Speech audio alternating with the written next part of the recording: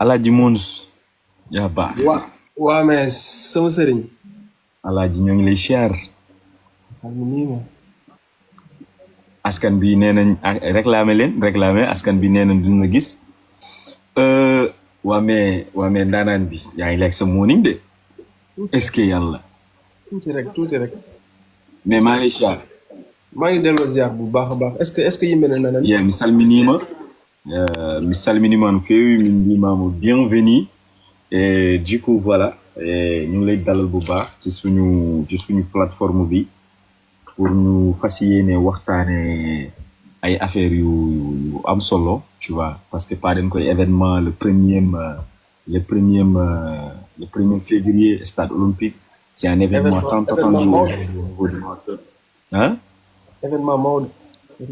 événement mawɗo wona événement toxel machallah donc sama gars yi tapotine kam lay fo partage noon kam ɗum par ce que mbiɗa yiiɗi vraiment ko kalten ɗo ko waada haydara mbasen luppede hen et pour gagner du temps un peu mos mi yiɗi artude seeɗa e parcours o parce que c'est important parce que entre temps wonko waɗa ɗo de 2016 tan à 2024 mais c'est extraordinaire parce que ene waɗi comme qu'on dit par exemple escalier o quoi manam ko pied par pied jusqu'à qu'on est arrivé à l'eau, quoi. Donc, en 2016, premier projet, Mission NEC. Hein? Donc, en 2016, après, quelques temps après un concert en 2019. Hein? Donc, c'était à la case. Donc, il faut que l'autre timing, ouais, qu'on a un machallah, tu vois. Et après, album Ari. Après Mission Teki, album Ari. Inir voilà. Yéena la tamit lu bëri gis nañ loolu parce que la maturité après album bi tu vois et beaucoup de choses et ci biir album bi nga defoon ci ay featuring mbaɗɗa hen featuringaji ɗi ganduɗa hande en mélange at olof o hay hasani o sen nanni en nannare ala ko bonnata hande ko Mauritanie mbaɗɗa hen featuringaji badɗi dow min ji featuring ma e Advisor min ji featuring ma e Samba Peuzzi min ji featuring ma e authentique woni des artistes aussi vraiment kamɓe ne gootema foof nan waɗa affaire uji badɗi nice également and that featuring my Advisor ko nden keɓɗa trophée hip hop Galsen Award et puis woni trophée goto toute la Mauritanie fof waɗi ɗum accueillir et puis voilà après 2022 mbaɗɗa spectacle au niveau de la case encore pour l'album également après il y a après projet jaltinɗa projet mo ganduɗa hoorema kadi waɗi it kañum ne minen ko Nimin Mbaye minen ko Nimin Mbaye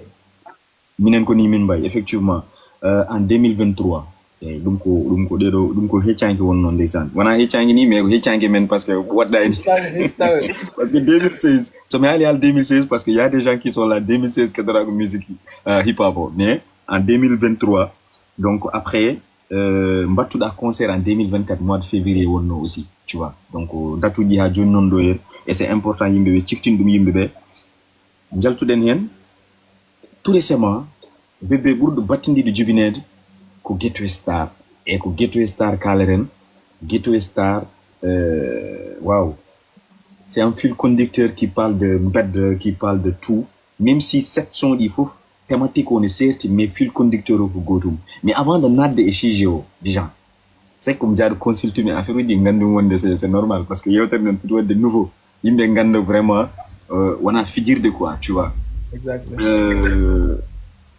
woni 7 ans e nder oɗo projet yenama mais avant eɗen naten déjà on a vu étoile qui dit star qui dit manam jaguet projet o c'est quoi l'idée et tu nous parles de directeur artistique c'était toi wala y avait quelqu'un qui était à côté et tout pour yimɓe ngara hen quoi voilà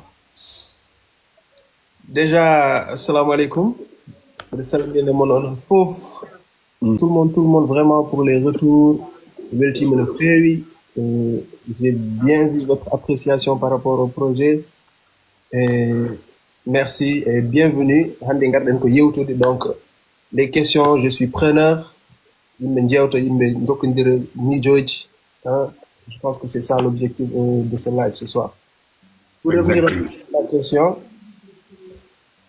la pochette en elle-même ne haala quoi tu vois parce que somi wi Guero Star pour famille de pamani be Gero Star Gero il me faut ngandi Gero c'est la banlieue en anglais Star 50 étoiles en anglais donc min il faut mi horam ko étoile du ghetto pourquoi parce que ko ghetto jibinami ko hen mawlumi ghetto wadi kam ko gonni ko hande donc tout ce que je fais ça a un rapport avec le ghetto et ça se ressent dans ma musique dil puddimi ha joni koy dedon koy de gonni tu vois donc c'est important hande yimbe pamir dum non dil less watu tolnimi do ghetto wadi tu vois et comme tu l'as signalé aussi il y a un directeur artistique derrière moi j'ai une équipe j'ai une grosse équipe qui travaille moi j'ai des idées mais eux aussi ils ont leurs idées kambe gaddat min gadda min jogi to dire après min jaw ko buri hen sellude ko min dokko dum public toujours dans le respect de la qualité ok voilà donc Jacketo ko dum don woni fandare mum c'est d'expliquer un peu que min gummi do et que min représente ko en vrai ok en tout cas ça colle bien quoi man daful gondo directeur artistique mais le cerveau mako moƴƴi quoi parce que heewi do neddo wadat concept par exemple winde inde mais taw inde ne kolaki e ko woni caggal inde nde ko et ça c'est important yimbe ngop tout ça ça joue der musique parce que musique y a pas de détail tout fof ko mesuraji quoi no alaji dew no jabanam dum tan dem dum no rokkam dum mayma lolu rek dew woppam tan dew mi tottuma casquette hande dama bëgg nek maximum de possible professionnel quoi parce que ren dew so mi wadi ni sédar yimbe be njarayam café jom yida yimbe njarayam comme j'ai envie de grandir un peu quoi j'ai envie de tout dem casquette tu vois c'est comme célibataire nga tamit yow sa lili madame do ko yimbe ni na lesko ko watte commentaire Facebook ko yimbe kala lesko ko yimbe kala live fof ma len ganaru kenn nenu d'accord joni mekonma mos njawton kala projet o titre son et tout ça il y a un seul titre mi jida mema don parce que don minti on titre dina la ko may dew rokkam dew fof mami ha mais somi ari ha partie de mbam rokkudem fof mami rokkuma quoi n'est-ce pas kala titre mo ngandumi a jogi droit hokkude hen point de vue ma y a pas de souci parce que man dama bëgg nga roubel ma affaire bi kal ko nganda do mi foti wade lamdam sen nga sagnul ma ko non voilà dama commencer pour ñu gagner du temps ñu baña ñu def ben live bu neex quoi parce que sûrement dina am après fin d'heure bi dina am ñi nga xamne vraiment dañuy bëgg sanni ay cadre yu ndaw ñu nek ay nit yam tamit kam koy gémo bi ñé quoi ñu gi hen parole ji quoi également et puis je tenais à dire aussi il y a tout le monde qui nous regarde parce qu'il y a énormément de gens qui nous disent tout les Marba les tout le monde merci en tout cas dañuy commencer du premier titre bi ça nous parle déjà de Flow Président tu vois si je me trompe pas Flow Président et qui dit Flow Président mais privilège mon président d'Agnaton Boulbini et il y a beaucoup de choses qui tu peux nous donner maximum mais quand même quoi comme le premier titre quoi Flow Président yeah Flow présidentiel c'est le titre numéro 1 du projet c'est-à-dire quand on audite le projet quoi alors Flow présidentiel que son ego trip comme tout bon rappeur ne moƴƴi mbaɗa ego trip manta hoorema manta liggéeyma kollina yimɓe to kettuɗa to gummiɗa et to tolniɗa donc c'est important j'ai choisi ce titre ce n'est pas par hasard quand j'ai appelé ce titre-là Flow présidentiel c'est en référence au privilège présidentiel c'est-à-dire président hande so dari men e haala yimɓe ɓe keɗoto tu vois donc le projet ko histoire projet o e hoore mum ko histoire donc hadema fuɗɗade haalde il faut que yimɓe keɗo d'abord donc c'était important que j'invite les gens et premier titre à être attentif à ce qui va se raconter après. Premier titre, Flow présidentiel. Quand le président parle, il faut écouter pour savoir ce qu'il a à dire et qu'est-ce qu'il veut dire par rapport à là. Le projet, il a un fil conducteur très bien ficelé, très bien pensé, très bien réfléchi. Et puis, il faut bien saisir que Minama et Kaldano. Très sincèrement. Non. Même papier, j'ai même des flèches. Chaque son, il y a des flèches. Madame, j'ai compris dans l'écriture, moi, il y a beaucoup de références où ils utilisent ça. Yeah. Même premier son, tu as beaucoup utilisé des références. Qui dit référence, dit par exemple, Adi de Hal, Jaget, tu donnes exemple et quelqu'un qui porte tout le temps des jaguettes. Direct, tu parles le nom direct. Donc, référence, tu as beaucoup utilisé des références. On a vu même dans tes chansons Clash ou des fois dans tes chansons Eco Trip, tu donnes des références des écrivains, des grandes personnalités. Pourquoi on donne affaire quoi? Au nouveau intellectuel, c'est quoi le problème? Enfin, pour ne pas faire le professeur, entre guillemets, mine objectif. C'est-à-dire, j'ai choisi un combat. Parce que artiste n'est que, machallah, on est là, chacun est en train de faire son bonhomme de chemin. Mais c'est important, Gote Amen Fouf, choisir le combat pour qu'on puisse gagner la guerre. Quand je parle de guerre, c'est-à-dire, on a une guerre à mener, c'est-à-dire hausser le niveau du rap mauritanien, le placer dans la carte mondiale. Donc, pour que cela se fasse, il faut qu'il y ait des soldats et que chaque soldat choisisse un combat qu'il mène et qu'il le fasse bien. Ne pas s'éparpiller. Par exemple, mon étiquette, c'est le ghetto. Je suis là, j'ai envie de sensibiliser, j'ai envie de joindre l'utile à l'agréable dans ma musique. Donc, c'est important.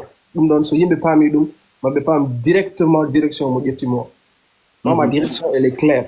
J'ai envie d'être celui qui va représenter le ghetto, celui qui va parler pour le ghetto, mais tout en restant authentique dans mes propos, tout en restant vrai. Donc, c'est pour ça que j'ai envie toujours de faire référence à certaines figures du ghetto, à certains gens, peut-être j'ai eu la chance de les rencontrer ou j'ai eu la chance d'apprendre un peu de leurs écrits, des choses qui m'ont fasciné. Donc, en tant qu'artiste, de musique, c'est important qu'à ces gens-là qui t'ont inspiré, ou bien ces moments-là qui t'ont inspiré à un certain moment de ta vie. Donc, c'est pour ça que j'ai toujours des références de gauche à droite. Et je pense que ça, c'est important pour le public qui t'écoute. Sache que c'est important. Ça, Oumi me laisse. Ce n'est pas parce qu'on laisse Ngoumida que tu es condamné à rester laisse. Que deux ou objectif. Et pour nous, on a dit Djangde, on a dit Ligay, on a dit il a des Gandal.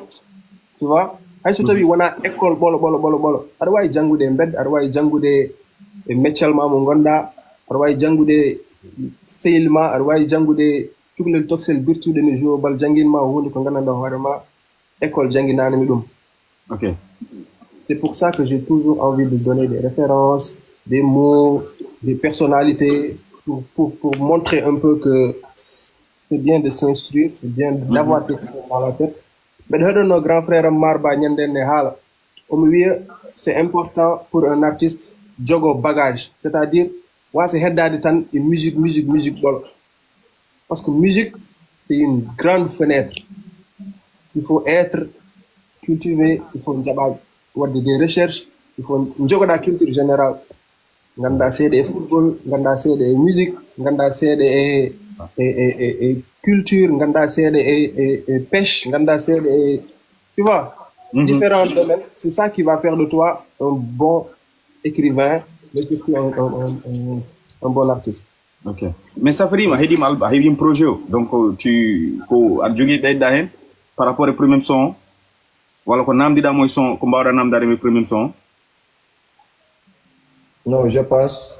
Non, demain, je vais continuer à faire nice, yo, vous faites que je passe, moi je passe. Il n'y a pas de souci. Je passe. Et puis, quand c'est la même chose, c'est-à-dire, tout le monde qui dit, batte hakila mon est live au s'il vous plaît. Nous avons des pieds joués, nous avons des gaz, nous avons des. Imagine-toi, nous avons un président, gardien mi moni. Automatiquement, c'est normal. Ça a eu président, il faut mona, ça a un président. Deuxième titre, on dit moni. Mimouni, ça parle de quoi? Et tout le temps, quand aussi, il y a un gâtir hakila ni men, attaque quoi titre ghetto star, parce que tout le temps, il y a un gandou, mais c'est extraordinaire. Mais nam di bagage du quoi? Mimouni, ça parle de quoi? Alors, Mimouni, là, je me suis mis dans la peau d'un jeune. Je me suis mis dans la peau d'une personne tierce. Mongananda vraiment, ko nardo et ko drogue, alcool, toutes ces choses néfastes, c'est des choses que j'ai vues, c'est des choses que j'ai vécues, dont j'ai été témoin, et c'était important pour moi de parler de ce sujet-là. Parce que je sais qu'il y a des gens qui regrettent aujourd'hui d'avoir été emportés par l'alcool, par la drogue. C'était important pour moi de m'exprimer sur ce sujet-là. Hande, min e ma e goɗɗo mo haalani amin jogii sehilaɓe walla ɓe ngannduɗen ɓaɗiɓe men ɓe nganndanɗaa hoorema drogue bonni ɗumen hannde, tu vois. On joguino des jeunes, machallah, ne jahanno bien, c'est des bons élèves. Oui, vas-y. Après gel mooy sinon gars yi duñ koy get après nous suspendre. Yeah, c'est vrai. Waaw. Donc ɓeɗon utiliser des substances illicites pour ne pas dire le mot.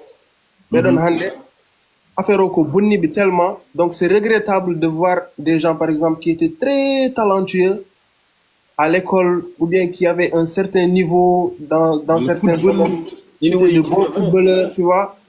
Pinatan dia jomum ne wonti neddo goddo. C'est vrai. Tu vois, c'est des choses que moi j'ai vécues, dont j'ai été témoin. Donc, en tant qu'artiste, je me dois en fait de parler de ce genre de sujet-là. C'est des sujets qui nous touchent vraiment, et que les gens doivent attirer un hakil pour que les choses avancent, pour que les choses changent au moins. Donc, Nimoni, ça parle des gens qui ont été embarqués dans ce bateau-là de substances illicites. Safarim, tu as des choses nice. Automatiquement, il y a un fil conducteur tel non, directeur artistique, il faut me quoi. Il faut qu'il y ait un box ou un calme comme nous. Non, imagine-toi un goumou président, Mimouni, focus. Tu focuses de quoi? Mais c'est cool ça. Focus featuring avec Amzo, le nègre. On est un gosse qui a beaucoup de talent. Aujourd'hui, voilà, il nous fait vraiment sentir one day. Adandi artiste ni mo mbia. Tawa anda mbia o de jogi talent.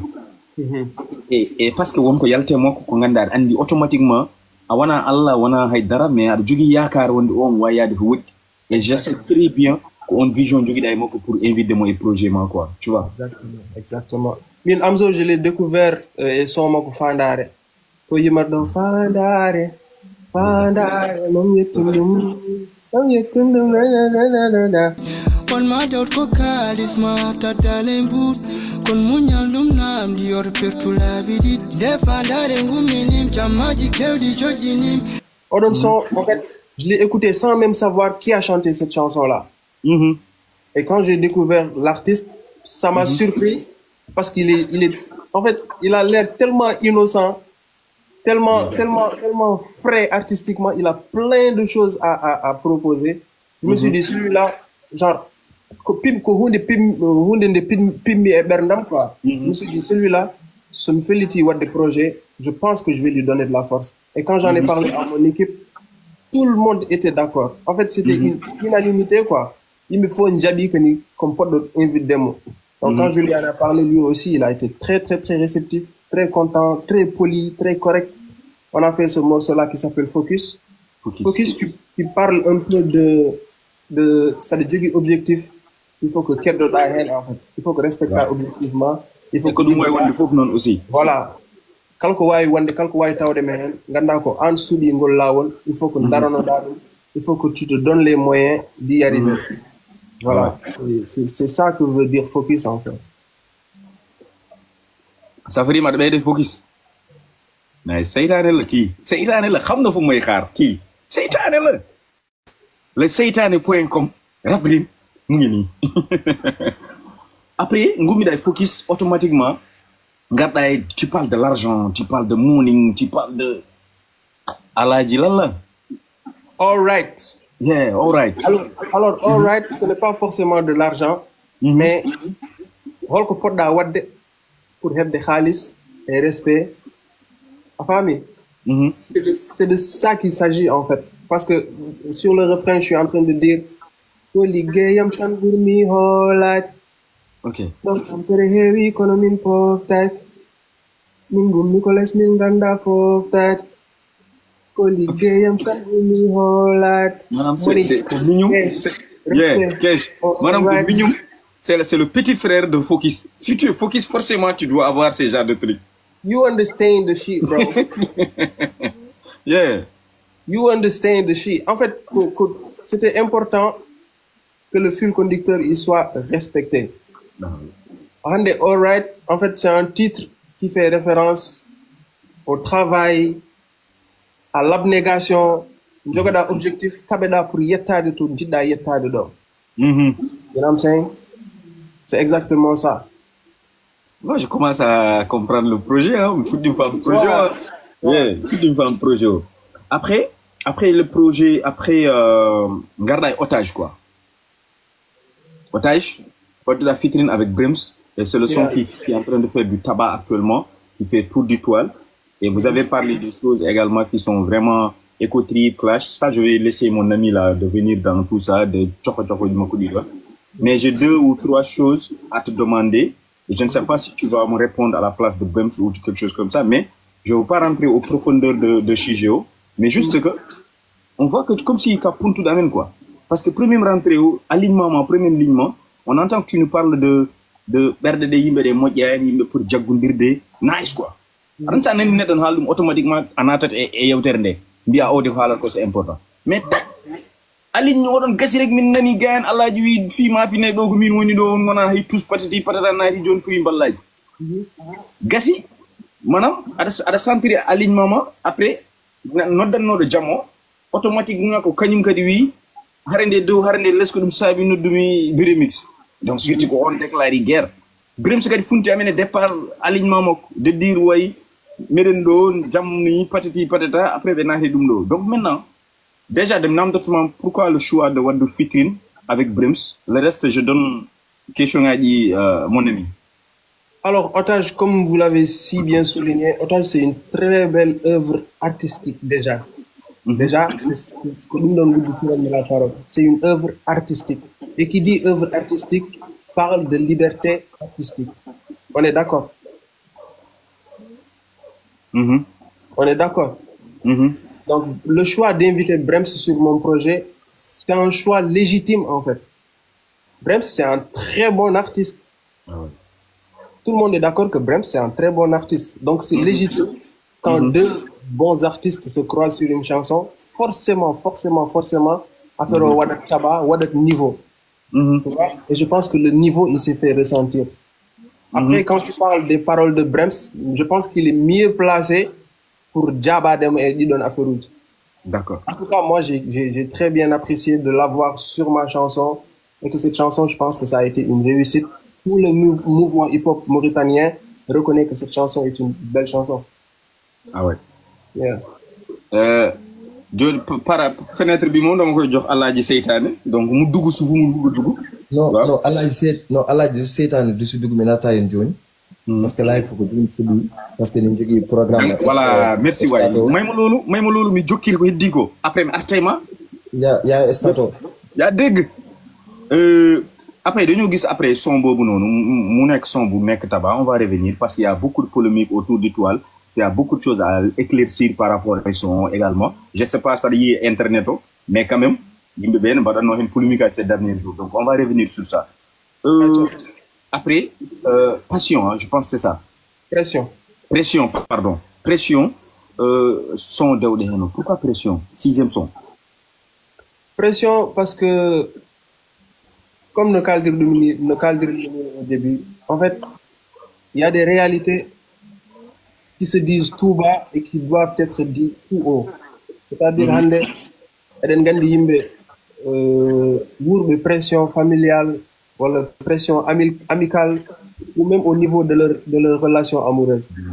Relation amoureuse. Hande ayat safarim, par exemple, oui, kanyum opti pour wadde ko comédie. Mais il y a toujours un ami à côté, me fait me pressionner, boy, comédie mon batao pourquoi ada wadi comédie hein iwoy goddum ana anda ko safar fibe bernde mum ko a anda safar affaire ko jarani mo e ko woni hen fandare mo dum a wawa famde parce que ko wonde des fibe bernde mum a wawa expliquer dem dum quoi. Donc il y a aussi cet aspect familial, c'est-à-dire cette pression qui vient des parents. Jogoda biye Bingel Mane wade des efforts, il y a université, janga ha hebe diplôme mum, yilo stage un peu partout ronko hebde. Do ne fofto ngara tawa dum don biya dum ƴeew ɓingel gogoma ko daɗɗom ana ɗon ɗo jurgi ha joni aɗon ki heɓ ay waay xale yi bàyyi leen ko waay ci appli nodduɗo nan andi aɗane live kam ɓurɗum andude tu vois donc ɗum ɗon oɗon pression yimɓe ne nguura ɗum mais wona yimɓe fof mbawi haalde ɗum donc en tant que artiste aɗa jogui légitimité haalde certaines choses mo gandanɗa hoorema yimɓe ne nguura c'est vrai jappalen ci waay dagge hen tan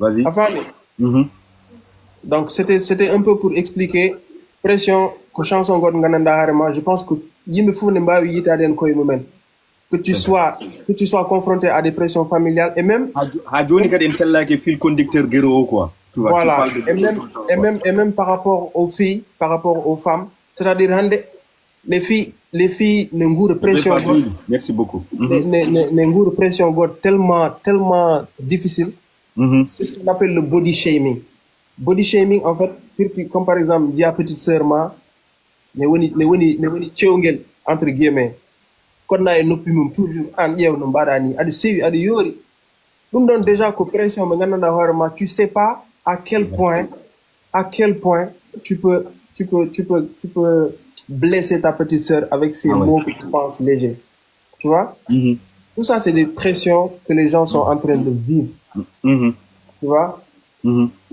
et ɗum ɗon c'était important d'en parler donc pression c'est un peu dans ce créneau là quoi. C'est vrai. Hamidou, mon arrêt, comme demi gagne après yimbe ngar. Mais Doubidou, est-ce qu'Ari ne amène et procheto non, on a parlé de ça au départ, hein? On a parlé de ça. Projet ou quoi? Yeah, on a parlé de ça. Je pense également Mediri sont bâtis avec Fitrine avec Boydjara Yilo et le choix de Boydjara quoi. Tout le temps Mediri. Après haïkama betti kam projet moi Fitrinement et Boydjara betti comme très sincèrement et andi que ça ne va pas dire qu'on porte un word mais alors j'avais pas rêvé ça quoi est-ce que Boy tu vois pourquoi le choix et ça parle de quoi son alors le choix de Boydjara pour moi c'était une évidence personnelle parce que c'est quelqu'un que j'écoute beaucoup j'aime bien ce qu'il fait j'aime bien ce qu'il propose en matière de timbre vocal tu vois sa musique me parle beaucoup déjà Kudol Mok le welim no windirat ni no yimirat ni je pense que c'est très différent de ce qui se fait dans l'univers musical tu vois et c'était important pour moi d'avoir cette touche là de Boydjara avec timbre vocal musique je pense que le son il a vraiment été bien accueilli j'ai bien aimé le featuring et Boydjara un bon artiste aussi moi c'est mon son préféré très sincèrement j'ai beaucoup aimé parce qu'il y a beaucoup de punch, il y a beaucoup de ndeysan, il y a beaucoup, comme tu l'as dit, Boydjara, talent mo kay halta parce que voilà, il a des choses, il est trop thématique, machallah. Il est trop thématique. C'est un gosse qui écrit bien. Johnny min ko jidmi transmettre et autre projet en fait c'est vraiment très important pour moi que les gens ils comprennent le message qu'il y a derrière ce projet. En fait, j'ai choisi de faire 7 titres de gandanɗa hoorema hay goto e majji a werlotako pour moi c'est important quand tu fais un projet de faire des sons comme ça des sons qui vont en fait rester des sons qui vont rester pour moi c'est très important son mo kiɗiɗa hen foof ne waɗa ko janguinma ne waɗa ko andinma et je pense que ce projet là c'est dans cette dynamique là que les gens doivent l'écouter. Yeah.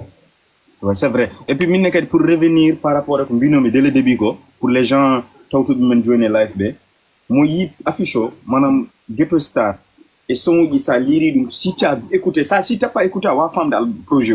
Madame, c'est un conducteur du début à la fin, du flow président jusqu'à Yilo, chaque madame, étape par étape, il n'y a pas de alato bourla. Faut que nous dit vraiment alignement on est cool quoi. Et j'aime bien le directeur artistique comment il a rangé les trucs et c'est extraordinaire et le choix aussi de prendre Boydjara et Amzo et dans ton projet Brems aussi mais je pense également c'est important parce que projet album il y avait Samba Poésie il y avait Advisor il y avait Authentique et c'était cool. Et cette fois-ci aussi, de voir jumelage couleur musicale au dos. Et moi, j'ai beaucoup aimé, très sincèrement, musicalement.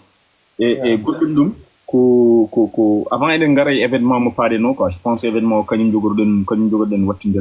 mais on va revenir par rapport à l'actualité autour du toile parce qu'il y a des gens qui sont sur les réseaux sociaux. Comme des gandhi, comme des gourmets ni andou, ni artistes ou des internet, comme des gourmets andou ko regarder internet ko. Parce qu'il y a des informations à dire safarim hebat, nganda peut-être an a hebatadou. Ni wondi kebam tawan hebatam. Et c'est on tenait vraiment l'air n'endum quoi musicalement. Moi je sais tu hip hop. Et safarim vas-y me roki mam temps de parole ma. Non, mais on a tout un temps de parole pour nous donner kala ne stato. Après den affaire ngudde no wala. Non jidir don. Parce que mais Hamid disait jogi question parce que poddo leliade mais Hamid hokkam seeda min kala événement o ngatten hen. Parce que mi ida wona live choroko quoi. No, what's this? Do head guy. Question du fof. So ngandi émission do gasi artiste o hali projet mum hali programme mum question di fof gasi hay dara hedday après nanu par bot hala pose question mos ko yida hala mos ko non ya je suis d'accord mayna la lol yo wendu dum ni jaban mamdu mais mons nak fay man nak mënu ma nek trop sérieux nak c'est trop mons nak mais mons nak à moins de 2 mois Biar jetti stade olympique non 11 mois déjà aujourd'hui c'est le combien aujourd'hui c'est le 20 gars 1er février mais moi osinga alaji mais on va dum don wi dama projet combien de photo dépasser 5 millions wala 4 millions wala 1 million wala 2 millions vas-y adjogi admin namdade namdum dum don vas-y moi est-ce que projet moi def nga ci 1 million non pour projet wadane projet o tampanani hen quoi parce que def hala men projet fon badda nak dépasser ni gidi andu taw 1 million wala 5 million o halantama en way tawni hay darum wadani hen o halantama be kala ta min yiyante artiste vidéo projet mi wadi hen tant de millions malala non moi j'ai pas ce problème là de parler d'argent mais mi tolni mo to gananda horema en fait pour faire ma musique, ce n'est pas forcément un problème d'argent. Je ne sais pas si tu comprends ce que je veux dire. La musique, je suis totalement d'accord avec toi. Musique, mais en premier lieu, c'est d'avoir les contacts, c'est d'avoir les gens qu'il faut, c'est d'avoir les idées que tu peux proposer à quelqu'un qui peut même te dire, j'aime bien cette idée, viens on travaille ensemble sur ça. Après, vous allez, le paiement, ça se passe en fait après. Par exemple, armbaden dum do so gasi so hunde jibini dum mbaden dum wala mbaden ni. Tu vois? Ça c'est des choses, des gens qui peuvent travailler comme ça. Après, j'ai mis, bien sûr que j'ai mis des moyens avec mon équipe, on a mis des moyens comme on a l'habitude de le faire. À peu près. Non, mais je peux pas parler de à peu près wala dum do. Ouais, peut-être parce que quand de demain à Dakelo, oui, moi, oui, wadi projet mum 5 millions, ko dum do kala. Min gandu kon ko andi mo la tapet. Et puis le président Mous comme si Mous hanki et hande bien vrai que na wadi différence. Et analyse en ko ndien ko comme si ko Mous hande buri holade hormu ko hanki mum. Yo lo mo ci ton. Ouais, mais aduna non la nit soy évoluer, plus ngay évoluer, plus ngay jël valeur, plus ngay jël confiance, plus ngay am yenen objectif. Donc am fit moy tax nga mëna def yenn affaire yi. Am fit moy tax nga mëna fixer yenn objectif yi, tu te dis je vais le faire. C'est important. Donc tu as kadi mbada son titre mbada d'un président quoi. Le présidentiel. En tant que président. Mais je suis le président de tous les rappeurs. De tous les rappeurs. Wallahi. Yeah, for sure. Mahmoud Souad. Président pour Mauritanie.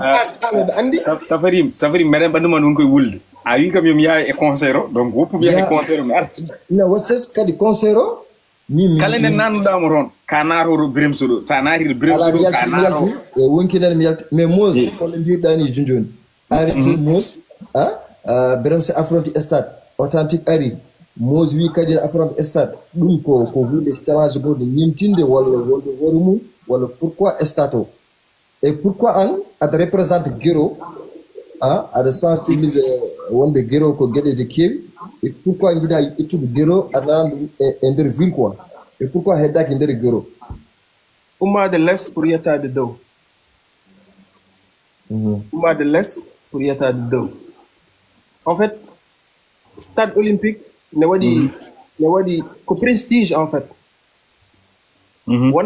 wona o hebbini walla o hebbinani min c'est pas ce qui m'importe min ce qui m'importe c'est ko prestige o en fait le fait de faire le stade ko hunde windetende e carrièrement en fait donc c'était important min mi ummo guila 5e mi ummini sukaɓe 5e mi ummini sukaɓe Basra mi ummini sukaɓe Nettege Arafat e Couva mi nawɓe nder Tavrak Zeyna min mbaɗa ɗon concert min mbaɗa ɗum e jaam min dutto sees min korto min gumminoɗo hatta kam gongol mbeɗa wawi ƴettude des grands lieux nder Basra walla nder 5e mi waɗa ɗon événement c'est des choses qui sont à prévoir Mose a ƴettima responsabilité mawɗo for sure mbeɗa andi aɗana hollini yimɓe ɓe ko hoɗɓe gueroɓe e mbawi nadde nder ville waɗa programme ha gas taw hara waɗani téléphone moƴƴani sukaɓe violade est ce que Mose an aɗa jogui on confiance wonɓe nder guero gartira ko jamantiki waɗno hanki ko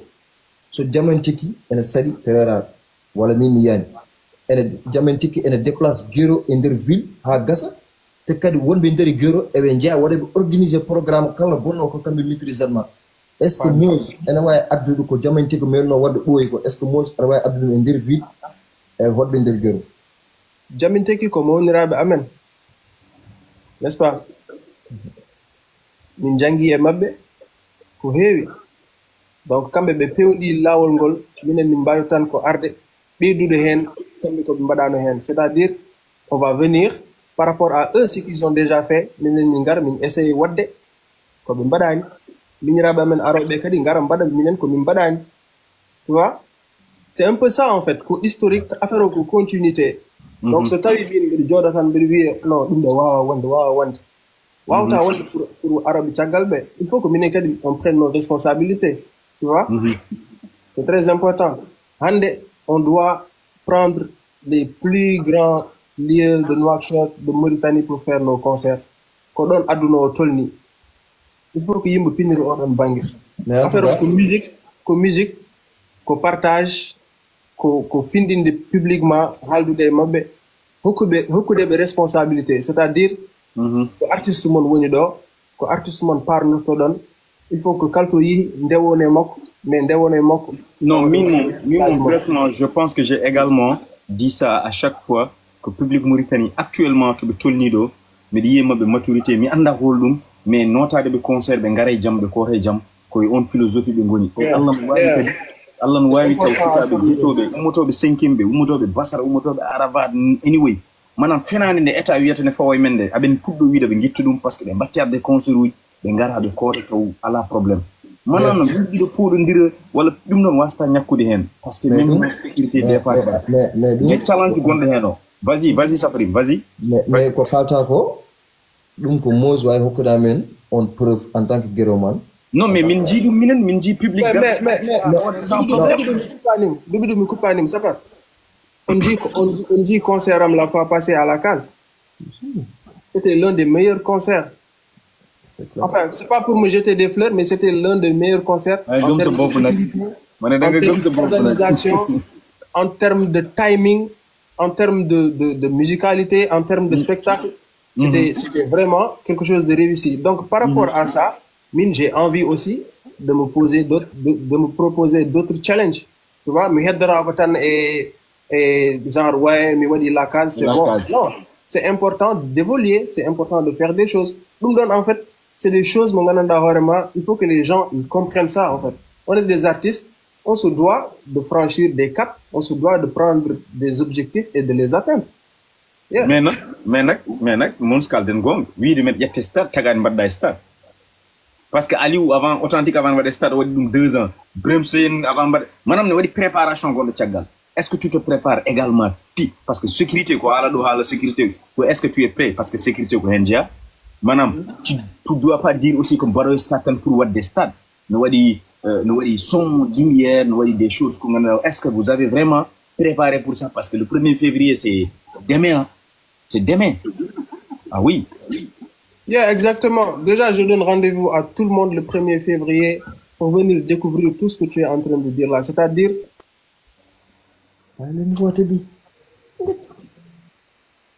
C'est-à-dire, Hande, c'est important de souligner ce genre de choses-là. Oh, sûrement, on m'a dit mots dans les lives. Oh. C'est important. Oh, sûrement, membre Hal Kombelada. Oh. C'est important, Hande. C'est important, Hande. C'est important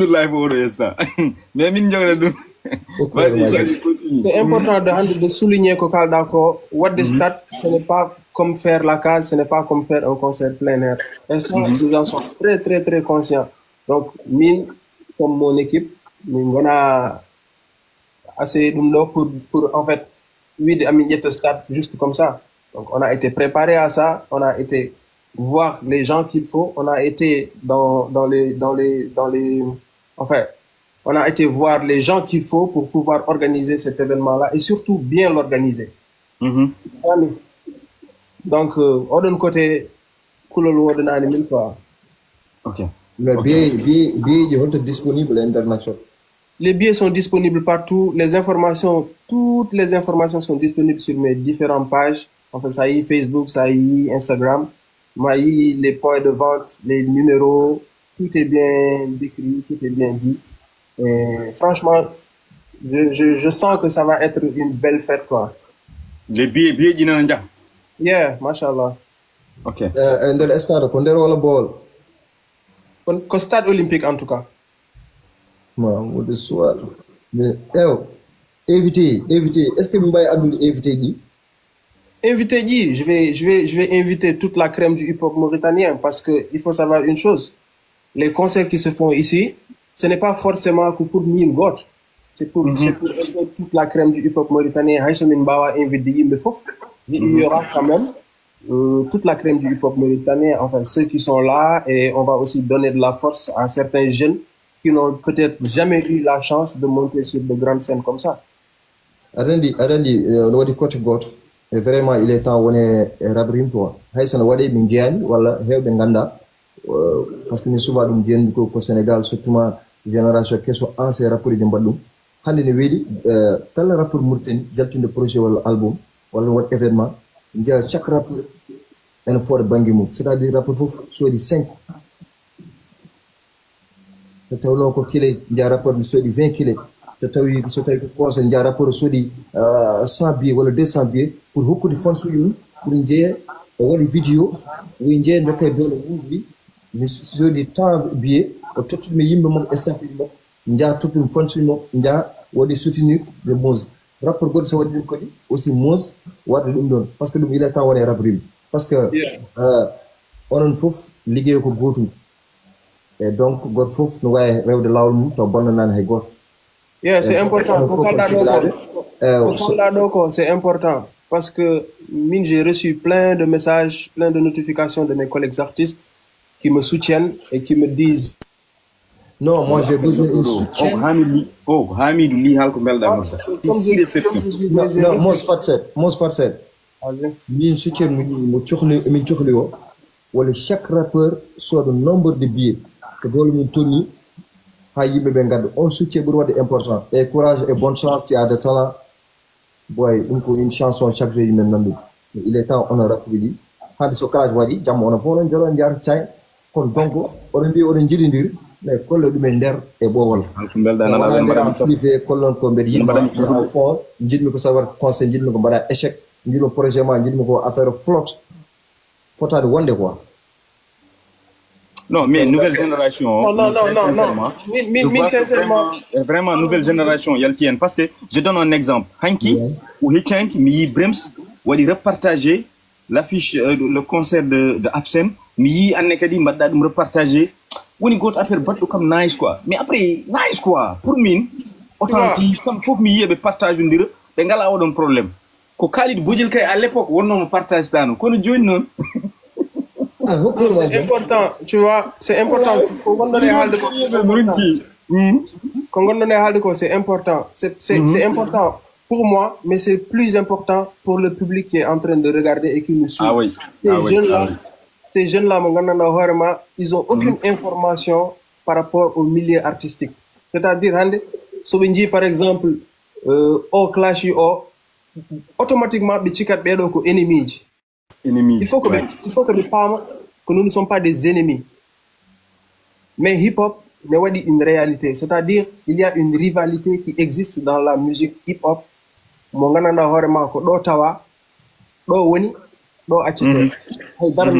C'est comme ça, c'est la culture hip-hop qui est comme ça. Donc c'est à nous, artistes, de le faire comprendre au public qui nous suit. C'est-à-dire, il y a des cas d'esprit musical. Il y a des cas d'esprit musical. C'est-à-dire, si on dit artiste clashy un tel, il faut que ça reste dans le cadre du hip-hop. On n'est pas aux États-Unis, on n'est pas en France, on n'est pas ailleurs, on est en Mauritanie, une république islamique où la musique est en train de se battre, de se développer. Le clash, c'est bien, ça fait vivre, ça fait vibrer, les gens aiment en parler, les gens aiment polémiquer, c'est normal, ça nous arrange quelque part, mais aussi, il faut que les gens ils fassent comprendre à ce public que Dumdo, c'est juste pour alimenter la musique, c'est juste pour augmenter la hype autour du hip-hop, pour que tous les gens qui sont autour comprennent qu'il y a des artistes qui sont là et qui ont quelque chose à exprimer. Au-delà des clashs, au-delà de tout ça, nous les artistes, on est en train de jouer un rôle essentiel dans le développement de ce pays, c'est-à-dire nous lançons des messages très très très très importants dans nos musiques et que ces enfants rendent, mais Kedodoum, mais Pina, mais pas Amadoum. Donc, il ne faut pas que les gens se focalisent forcément qu'au clash, oh oui, c'est bien, ça alimente, je suis d'accord. Mais c'est important que on donne des vidéos pour dire aux jeunes là, le clash c'est bien, Wadi, mais Gande, Bedo Artist il faut qu'elle donne comme il faut qu'elle donne le message qu'ils sont en train de vous donner. C'est important. C'est important. C'est kalta dogo. Konko kalda ko c'est important parce que on a une game awa femme de relation mon nouvelle génération jogiga. Donc awa dum femme. Manam les artistes awa femme de relation mo jogi. Mais comme que Safrim ko jaada ke bodi appel mais dindi won noddudam. Hamid nu yelno kam nani jogi do question. Mami nanu avant Safrim na ara. Safrim. Yeah. Safrim nani question. No, Hamid respected règlement émission meno. Non, ala problème Hamidou sa yimi wiidi mi suusi nanude mo rek parce que meɗen andi Hamidou ko neddo mo gandar mam sikkani omo naata e mudu Hamidou c'est aussi ko cerveau tu vois maintenant min avant ada namdo question ngaji ma an Mose min na jimnamna Mose mate omo wadi ada woni conscient par rapport et son ma ane bremso bruit mo wadat actuellement internet et pourtant voilà bien comme que tu es conscient yewterne ma wel quoi. Bien sûr que je suis conscient. Safarim, vas-y. Ana Hamidou, to Hamidou woni. Mos. Wow. Ala bieji, afo ay bieji jude amen de. Waka Hamidou wadat question mum. On bay beaucoup de fonsuji. C'est normal. Ay so wadi 5 wala 6. Hamidou mede yennar jomo ko anoddo no mus gilnani yo life coupe. E yow ma même ben yenna ko wadanno dum. Parce que do wonno won dum jogi Hamidou a joda ka dunku deje banduma. Boy, dugidu. Binali, dama don ñew concert soko jim. Ñew dima gis ma boy, nigga you got it. You have the talent. Go. Boy dal d'anglais. Yeah man, yejutadum. Mos bi ko nigga am quoi. Yeah. Yeah, ko nigga amin kala amin partage beaucoup de choses, tu comprends? Bal nona deja de bal won gillum commentaire yima Hamidou kala so go yalde ngawira dana mais c'est important des fois c'est important. Mos bi mi salmini mama maa ngi lay bëggee. Yeah, mi salmiti mo ma nego. Yeah, ça fait longtemps Doubidou Safari mi yaba bi fof. Comme jaan hali mi ga wallahi. Hedim projet 700. J'ai bien aimé, mais il me son, c'est son de Moni, voilà son pression. pression parce que joni sa yi yimɓe ne jaha ƴetta laaɗe ɗanno ko pression ko yiɗi heɓde haalis kaari firti waɗa feere firta donc message goto important woni ɗon quoi mi mawni aussi c'est important ko jeune gonnoon mbeɗa waɗa on artude mi wona laawol mi mawni han kadi mi yaha mi feenda avenir am quoi mi liggoomi walla jinnaɓam walla hoora c'est important mais mi dinno question goto fof pose ɗum so mi posa ɗum rek I'm not real man. Go ahead. Maybe Musoma and a Brems. Yeah. Me Brems in a pick advice et absent et son quoi. Et surtout advice de Mosby, musicalement parlant, c'est un rappeur de advice relation mode et côté musique quoi. Yeah, for sure. Et nouvelle génération. A déjà le premier rappeur où advice Rocky Force. C'est-à-dire vous avez fait un feat meilleur featuring et Afrique de l'Ouest. Vous avez fait une vidéo ensemble. Wari concernant au Yimi. Donc moi quand j'ai écouté le son, comment Mosby a accepté pour un son projet pour featuring advice. Donc je voulais savoir pourquoi. Parce que normalement musicalement parlant cette double relation et artiste god mode des fois à way was de jabde artiste rew projet ma pour beaucoup de artiste god ko kala tu as bien mais moi me tontu ça please mais bala me tontu lolu mais ay ko posta ko du faut que mi réserver dum ami ngayne projet et spectacle wana de direct afri shut up man vas-y Bin, tu as bien fait de souligner l'aspect musical, l'aspect artistique. You know, it's all about that. Yeah, it's all about music. Mais ça fait rien. You know what I'm saying? Advice Hande, c'est une référence pour nous tous. Il a fait des choses qui peuvent aujourd'hui permettre que la musique mauritanienne soit reconnue partout dans le monde. You know, it's a fact. Mais il y a cet aspect musical dont tu viens de parler là. Yeah. And son invité Brems. Biad momi ko Brems, be yidi mbadden so ko ego trip, feel free. So mi wima bind feel free. Hande mi wiyata non mais war halde o. Non, safari margay, raya chroniqueuram. Tu vois ce que je veux dire? Yeah, I got you man. It's all about feeling. Quand il a senti le fait de répondre, il a senti de dire des mots que lui seul peut expliquer pourquoi il a senti de dire ça. Est-ce que moi, en tant qu'artiste, je n'aimerais pas aujourd'hui m'inviter Anderson, mais de hockey restriction, mais lui non, m'inviter mais haldundo, mais war haldundo. It's not hip hop. You know hip hop. So donc ça te fait rien quoi. It's a game. It's just about game. It's all about game. Et dum don advice burma andu dum. Parce que advice no wada no musique nde minen taw comme une bébé. OK, parce que non c'est donc, important. C'est important non, c'est important. Ko kalta ko do, c'est important public ko fama dum.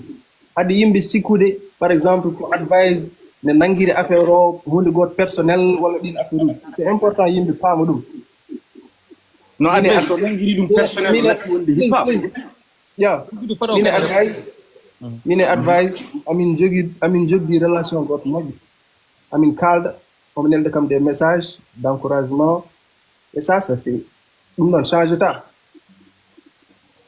mbeɗa andi omo jogui oɗon mindset wiide ɓeɗo sukaɓe ils sont juste en train de s'exprimer c'est des jeunes qui sont à la recherche de gloire c'est des jeunes qui sont à la recherche de se placer dans le marché. That's hip hop quoi pour man hip hop clash dafa bokk ci charme ne jaay charme ji hip hop quoi mais pour min ko non jiru dum dans hip hop comme je t'ai dit et c'est comme si on en parlait alors qu'on n'a même pas parlé j'avais dit ça et puis avant-hier même je dis que je m'en fous so tay yamin jog des relations nice avec Mons on invite na de god ari don clash comme je vois ça hip hop quoi il y a pas c'est la même chose c'est la même vision que nous artistes on a en fait il y a pas de yimbe to gonat do ene nduka ene din affaire nous, entre nous, des fois, on discute, on en rigole, on tu vois? Parce que c'est artistique, en fait. J'ai reçu plein de pics. Odon Gandhi, Odon Kedo, musique. Moi, j'ai reçu plein de pics. il y a d'autres, j'ai répondu, il y a d'autres auxquels je n'ai pas répondu. C'est comme ça que ça se passe. C'est une question de feeling et tout ça là, moi, ça revient à l'expression artistique dont je te parle. Un artiste, il est libre d'exprimer son art comme il le veut. Son, tu l'as fait pour...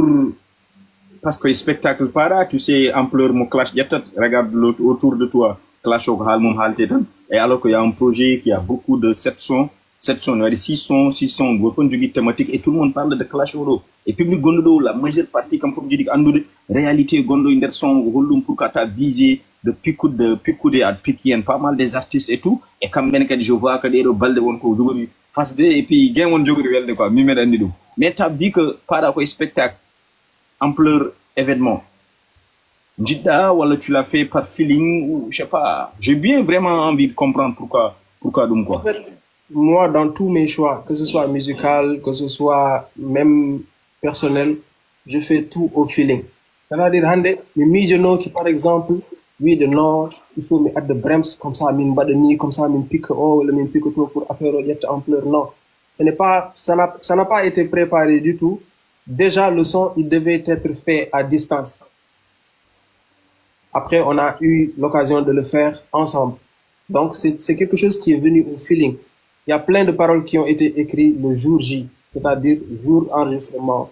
C'est juste pour te prouver que affaire, c'est pas quelque chose de préparé ou affaire humaine. Expression artistique, tu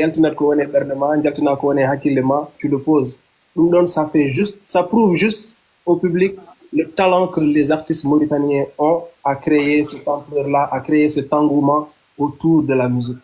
Parce que l'homme faut yaltani musique. Ko dum non woni importance o yaltani musique wana hare wana mbedd way goto fuggani galle goto yaltinani mais artiste uji de ngeen fo manam on alay ma fof ala fof hip hopeur bio kalno mo exactement kanyum ko dum do wadata et puis ko dum do wadata gorma way halande mo dum do cikka ko gong après ya parce qu'il y a quelques jours avant j'ai demandé à Brems est-ce que tu vas répondre à advisor son pic advisor ka joftoto oui ou non.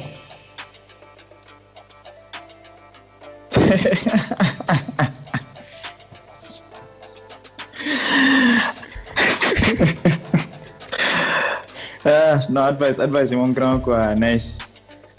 Ou comme non, c'est mon grand frère, non, je réponds pas. Lorsque tu as écouté le son, parce que tu as écouté le son. Doubidou. Affaire, musique, genre hip-hop, comme mystère. C'est sûr qu'advice notre Ramoles. Yo, musique. Musique comme mystère. Surtout hip-hop. En fait, ça dévoile fof natat wadde sens. Yimbe natat fadde, yimbe natat hedade. Parce que déjà ko podda yimde ko fo a haali. So tawi min hande mi jodim do hande mi haali ko podmi yaltinde ko podmi wadoyde son gartu yo. Donc le public c'est pas intéressant qui me suive. Musique way non. Tu vois? Mais c'est nice, c'est hip-hop, nice, cool. Mais est-ce que tu es conscient que son on veut que Djugori, je dis pas bonande parce qu'à la fois bonande ma quoi, am yo kanko yo et clashado et pika benbe parce que ko das hip hop.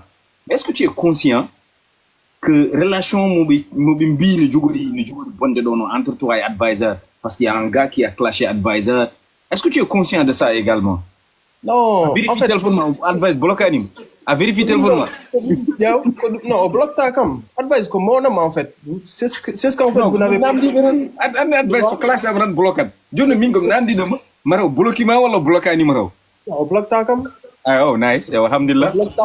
En fait, c'est ce que j'ai envie d'expliquer aux gens. Moi, j'ai pas envie que les gens ils pensent que les artistes ça clash direct après ben bloqué wala be tic wala be non, c'est pas comme ça que ça se passe. Ne do kal clashado ne andi dum do ko hip hop ne andi dum do ça reste dans le cadre musical ala mo meda ala to ndida artiste ne kabe mbed o meda yidu gele hip hop fudi ha joni enfin okay. En tout cas en Mauritanie ouais vraiment tu vois donc c'est pas animal quoi ça reste okay. Hip hop et dum don mon jidum ko boyen OK yeah. En tout cas min med andi une chose sûre onon tappotoɓe ɗo ɓe c'est-à-dire que ne wadi des choses qu'on a vraiment artisto comme bidako halata fouf parce qu'il y a quelques jours avant il y avait Absen qui a sorti son album et der album moko wadi son nganda code didi ndipe yobe nan woni son god baddu taba et puis yimbe foni jidi dum machallah et der son on wadi manam wadi piku même aujourd'hui hande mi advise nani story mum pour ma pop bidi di genre affaire yi don parce que c'est en termes de clash et il a parlé avec tout le monde tous les hip-hopeurs. Est-ce que c'est pas ça aussi qui vous dit attends le grand là pas de il y a pas ça un peu très sincèrement. La musique hip-hop c'est une musique d'ego. Les rappeurs sont là, chacun il talk one ko number one. Tu vois? Donc chacun mentat hore mum hala ko wadi. C'est comme ça. On l'accepte et le public doit l'accepter comme ça. Ana de famille dum peut-être goddo mo famani dum mon objectif live hande quoi. C'est d'expliquer aux gens que le rap c'est une musique mo gandanda horema no wadi rivalité, no wadi battle, no wadi clash, no wadi pick, no wadi beef and try yata don pas. Mais no wadi dum. Tu vois? Ça reste dans le cadre artistique. D'accord. Imaginez par exemple si Advisor te répond. Tu fais comment? Parce qu'il te biffe, il te clash parce que tu as invité son soi-disant Mobimbi, il a répondu. Tu fais comment exactement? C'est toujours, comme je te dis, toujours ça reste dans le cadre artistique. Ok. Toujours dans le cadre artistique. Ce sera artistique. Je comprendrai. Ok. Tu es prêt à répliquer, tu vas répliquer en fait. C'est pas une question d'être prêt aux répliques ou aux répliques parce que c'est pas quelque chose que j'envisage. On a comme programme de mes hakilam ou donc si je te dis par exemple je suis prêt ou ça veut dire alors que moi mon choix il est purement artistique. Il n'est pas combat. D'accord. Pas d'un événement le 1er février, stade olympique. Et puis, ce sera un spectacle de ouf, Mimed Andy, parce que t'as bête de scène, et puis, un des 5e, toutes les boys de Guéro, je parle pas de 5e, moi je peux tous les, quand le Guéro man, quand je suis Guéro man là, à dire, et qu'au monde, parce que, voilà, à dire, vraiment, parce que, ka fierté, on te gumida, pour laisser l'idée de dos, tu vois, et Ghetto Star, référence à tous les Guéro man, ko message wonien ko conseil wonien ko idée wonien tu parles de toi-même ton dewda vécu on a tout parlé de Nkali dum don fofu également encore une fois